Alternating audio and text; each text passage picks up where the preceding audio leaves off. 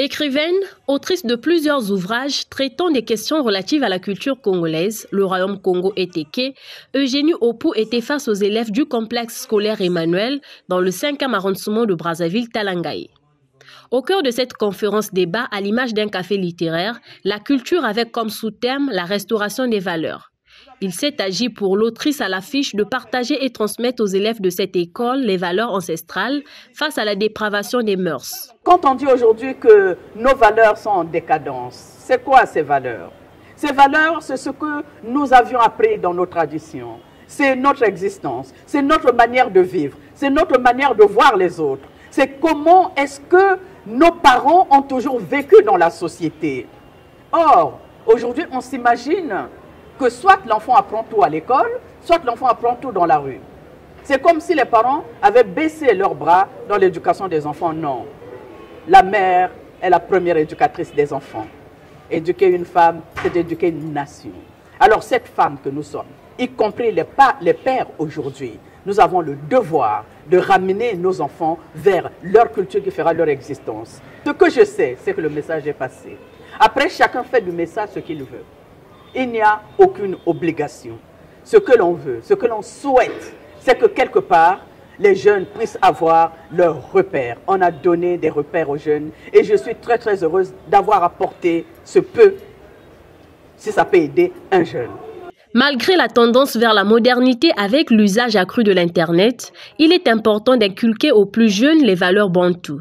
Un exercice auquel il faut associer les parents, à en croire Feriol Ngasaki, écrivain et acteur politique. Aujourd'hui, il est important, parce que toutes ces valeurs qu'on a perdues, elles se retrouvent dans notre culture. Et il est important justement de rappeler cela pour que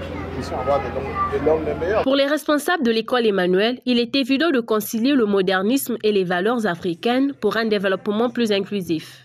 Même au niveau de la série A, beaucoup d'enfants ne s'imprègnent pas en étudier et la philo et le français, mais du point de vue de la recherche, lire, beaucoup ne sont pas imprégnés.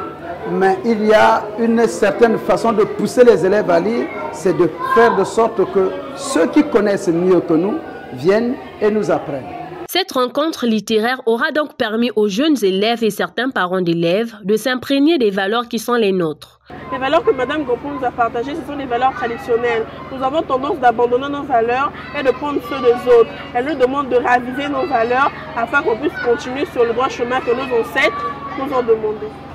Tout cela m'a appris que nous devrions prendre en compte notre culture et non pas tout voir comme étant modernisé. Ce n'est pas parce que le monde est en pleine évolution que nous devons abandonner nos cultures. Parce que c'est nos cultures qui font ce que nous sommes. Voilà pourquoi nous devons nous attacher à nos cultures, à nos traditions.